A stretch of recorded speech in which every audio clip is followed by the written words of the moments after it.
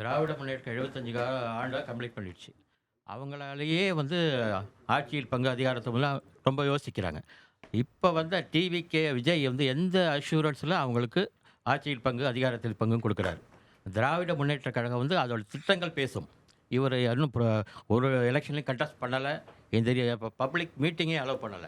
பிரஸ்ஸ பார்த்து பேசணும். அவருடைய ஸ்டாண்ட் என்னங்கிறத தெளிவா ஓகே. தெளிவுபடுத்தணும். உங்களுடைய கருத்து சார்? நிச்சயமா நான் அது நீங்க சொல்றதுல முழுமையா ஏத்துக்கிறேன். ஏன்னா விஜய் அவர்கள் மீடியாவை சந்திச்சு கடுமையான கேள்விகளுக்கு பதில் சொல்ல வேண்டும். அவர் என்ன அவருடைய கொள்கை ஒவ்வொரு வாரமும் ஒரு 4 தலைவர்கள் படத்தை பின்னாடி வைக்கிறாரு. அடுத்த வாரம் இன்னும் 2 சேர்க்கிறாரு. அதுக்கு 2 வாரம் கழிச்சு இன்னும் 3 படம் புதுசா எம்ஜிஆர் சேர்க்கிறாரு, கலைஞர் சேர்க்கிறாரு, ஜெயலலிதா எல்லாரையும் கொண்டு வந்துடுறாரு. ஸோ அவருடைய கொள்கைகள் என்ன, அவர் என்ன திட்டங்கள் வைத்திருக்கிறார் தமிழ்நாட்டுக்கு, இதெல்லாம் இதுவரை தெரியாது, யாருக்கும் தெரியாது. எல்லாரும் என்னன்னா அந்த கூட்டம் வருதுங்க, பயங்கரமா கூட்டம் வருது, அதுதான் நம்ம பார்க்குறோம். ஆனால் ஒரு விஷயம் மட்டும் நம்ம ஏற்றுக்கணும். அடிப்படையாக இது வரைக்கும் நான் ஒரு கிட்டத்தட்ட ஒரு 4 சர்வே எடுத்த நபர்களை நான் சந்தித்து அந்த டேட்டாவை பார்த்துருக்கேன். குறைந்தது 15% வாக்குகள் வருது. யார் போடுறாங்க, எதுக்காக போடுறாங்க அதெல்லாம் எனக்கு தெரியாது. ஆனால் ஒரு 15% வாக்குகள் அவர் பெறுகிறார். அது குறையுமா, தேர்தலுக்கு முன்னாடி அவரும் கூட்டணி ஆட்சினாங்க, திமுகவாலே கொடுக்க முடியல, எப்படி இவர் சொல்றாரு? முடியலை என்ற அர்த்தம் இல்லை கார்கே, கொடுக்க விருப்பம் இல்லை. திமுகவுக்கு கொடுக்க விருப்பம் இல்லை, கொடுக்க இயலவில்லை, தேவை இவ்வளவு நாள் இல்லை, இப்ப வரும். எப்ப தேவையோ அவரே சொன்ன necessity is the mother of invention. எப்ப தேவை வரும்போது கொடுத்தாகணும். நான் வேலூர் மாவட்டம் இருந்து வரேன். என் பேர் சையத் பிரகாஷ்னு. நீங்கள் பத்திரிகையாளராக இருக்கீங்க. நாங்கள் 2021 இது வரைக்கும் நாங்கள் திமுகவுக்கு தான் வாக்களிச்சுட்டு வரோம் தொடர்ந்து காலங்காலமாக. சரிங்களா? இஸ்லாமிய சிறைவாசிகளுடைய கோரிக்கை பல ஆண்டுகளாக நிலுவையில் இருக்குது. சரிங்களா? இது பிஜேபி கவர்மெண்ட் விடுறதுக்கான அதிகாரம் தமிழ்நாட்டில் கிடையாது. தமிழ்நாடு கவர்மெண்ட் ஸ்டாலின் ஐயா நினைச்சாருன்னா நாளைக்கு விடுதலை பண்ணணும்னு நினைச்சாருன்னா விடுதலை பண்ணலாம். பல ஆண்டுகளாக உங்களுடைய மேனிஃபெஸ்டோவில் இருக்குது என்னென்னு, இஸ்லாமியர்கள் சிறைவாசிகள் விடுதலைக்காக நீங்கள் சுப்ரீம் கோர்ட்டில் போய் அஃபிடவிட் போடுறீங்க. திமுக நீங்கள திமுக அஃபிடவிட் போடுது, இஸ்லாமிய சிறைவாசிகளை விடாதீங்க, வெளியே விடாதீங்க, அவங்க வெளியே வந்தால் நாட்டுக்கு அச்சுறுத்தல் அப்படின்னு சொல்லி. சரிங்களா? ஏன் அதை சொல்கிறீங்க? ஏன் அதை இதில் எலெக்ஷன் மேனிஃபெஸ்டோவில் வைக்கிறீங்க? தப்பு தான்.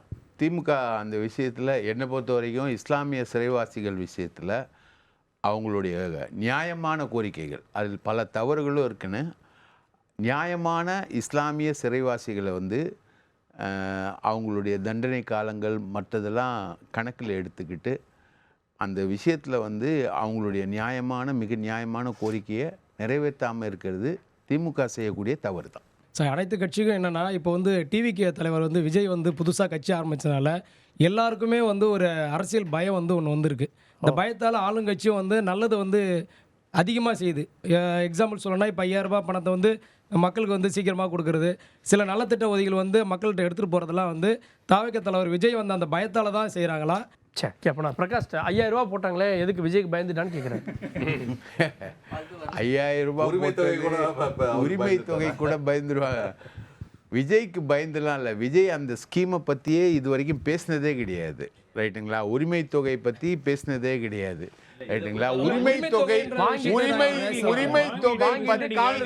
உரிமை தொகை பற்றி முதல்ல பேசினது கமலஹாசன் தான்.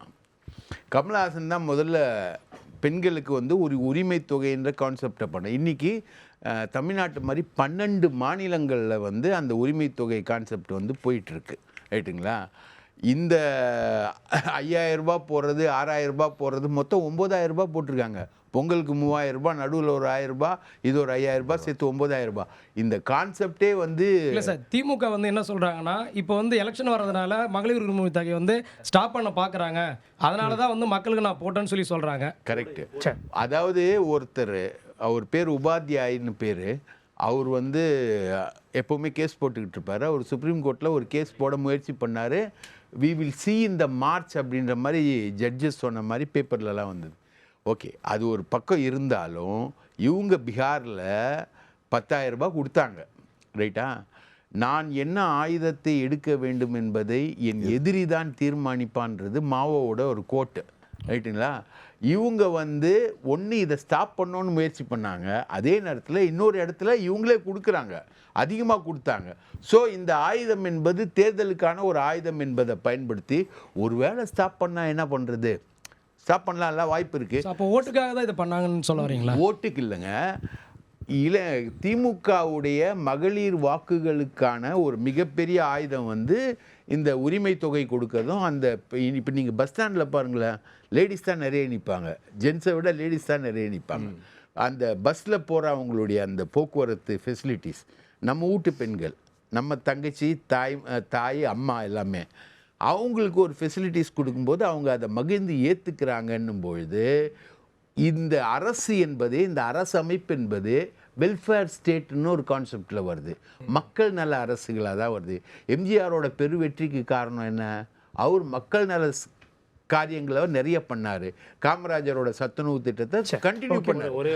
ஸோ அந்த கான்செப்ட், இந்த பணம் கொடுக்கறது தேர்தலுக்கு முன்னாடிங்கிறது எந்த மாநிலத்தில் நடந்தாலும் அது வாக்குகளுக்கு தான். பீகார்ல பாஜக செய்தது அப்பட்டமாக வாக்குகளுக்கு செஞ்சாங்க. 10,000 ரூபாய் கொண்டு போய் கொடுத்தாங்க. இந்த திட்டத்தையே மாடல் கோடு வரத்துக்கு 1 மாசத்துக்கு முன்னாடி அறிவிச்சாங்க. இல்லாட்டி அந்த திட்டமே கிடையாது. திட்டத்தையே மாடல் கோடு இவங்களுடைய இதில் செயல்படுற ஈசி. அதனால தேர்தல் ஆணையத்தை அவங்க டேட் அனௌன்ஸ் பண்ணுறதுக்கு 1 மாதம் முன்னாடி அனௌன்ஸ் பண்ணிட்டு தேர்தல் அறிவிப்பு வந்த பிறகு பேங்க்ல போகுது பணம். ஸோ அப்பட்டமாக வாக்குகளுக்கு செய்யப்பட்டது. இப்போ இங்கே சொல்கிறீங்கல்ல, இந்த 3000 ரூபாய் ஓகே, மேபி கோர்ட்டில் போட்டு யாராவது நிறுத்திட்டாங்கன்னா 2000 ரூபாய் கோடை செலவுங்கிறது என்னது? இப்போ 4 வருஷமா கோடை இல்லையா? இந்த வருஷம் மட்டும்தான் கோடை காலம் வந்து இருக்குதா? எல்லாமே வாக்குகள் தான். பாஜக செஞ்சாலும் அது வாக்கு தான், திமுக செஞ்சாலும் அது வாக்கு தான். அவங்க செஞ்சாது தக்காளி சட்னி கிடையாது. கேட்டுச்சு, நான் பெரிய மீன் சொல்லிச்சு, முடிஞ்சா நீ என்ன முழுங்கி பாருன்னு. இப்போ அதிகாரம் கையில இருக்கு, மக்களுக்கு செய்யறதுக்கு வாய்ப்பு இருக்கு. வாக்குகள் தான். இல்ல அவர் கேக்குறது எல்லா வருடமும் கோடை வருகிறது, இந்த கோடை மட்டும் குளிர்ச்சி தருகிறதே என்ன கேக்குறாரு? அதான் சார், பெரிய மீன் சின்ன மீன் கேட்டக்கறது. முடிஞ்சா நீ என்ன முழுங்கிக்கோ, என்கிட்ட அதிகாரம் இருக்கு, எனக்கு மக்களுக்கு செய்யறதுக்கான விருப்பம் இருக்கு, நான் செய்யறேன். சார் இவ்வளவு நாள் பிளஸ் 2 மாணவர்கள்லாம் படிக்கலையா? +1 +2 படிக்கலையா?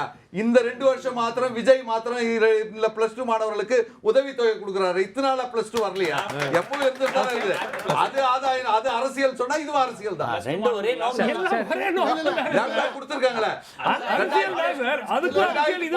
நிறுத்தின ஸ்கீம் சார், 10 லட்சம் எல்காட் மூலமா 10 லட்சம் கொடுத்திருக்காங்கன்னா நீங்க பாராட்டணும். இன்னும் 10 லட்சம் கொடுக்குறாங்க, 20 லட்சம் கொடுக்குறாங்க. நீங்க சொல்லுங்க, லேப்டாப் கொடுக்குறாங்க, ஸ்கூல் முடிச்சுட்டு போற பசங்களுக்கு கொடுக்கணும். ஃபைனல் இயர் காலேஜ்ல போய் நீங்க லேப்டாப் கொடுக்கிறதுனா என்ன காரணம்? 18 வயசு ஆகுது, ஓட்டு வேற ஒண்ணும் கிடையாது. 10ஆம் கிளாஸ் நீங்க கொடுக்கணுங்க. 10th ஸ்டாண்டர்ட் போறதுக்கு முன்னாடி மாணவர்களுக்கு பள்ளிகளில் லேப்டாப் எவ்வளவு கான்சென்ட்ரேஷன் கொடுக்கறாங்கங்கறத பாக்குறோம். அந்த அடிப்படையில பார்த்தா எல்லாமே ஓட்டுக்கு தான். ஒரே ஒரு நிமிஷம். 4.69 லட்சம் கோடி அதிமுக ஆட்சி விட்டுட்டு போகும்போது விட்ட கடன் இன்னைக்கு கிட்டத்தட்ட 10.5 லட்சம் கோடி. 5 வருஷம் இல்ல இப்போ வருமானம் அதிகரிச்சிருக்கு, கடன் வாங்குறோம், டெட் டு ஜிடிபி ரேஷியோ எல்லாம் உள்ள இருக்கு. ஒரு நிமிஷம். ஆனால் இந்த பணம் என்பது இப்ப இந்த 5000, 6000, 7000லாம் ஒரு எனக்கு நினைவு இருக்கு, 21 தேர்தலுக்கு முன்னாடி ஒவ்வொரு தமிழன் தலையிலும் 47,000 ரூபாய் கடன் சுமையை அதிமுக அரசு சுமந்து இருக்கிறதுன்னாங்க. இன்னைக்கு அந்த 47,000ங்கிறது 90,000 ஆயிருக்கு. இது வந்து நான் என்ன சொல்றேன், எல்லாமே அரசியல் தான். அதிமுக செய்தாலும் அரசியல், திமுக செய்தாலும் அரசியல். இது வந்து புனிதம். 75 வருஷத்துல இந்த பாரத நாடு வாங்கின கடன் வந்து மொத்தம் 50 கோடி தான். இந்த 16 வருஷத்துல 150 கோடி அதிகமா கட்டுமான பணிகள் எப்படி நடந்து கொண்டிருக்கிறது?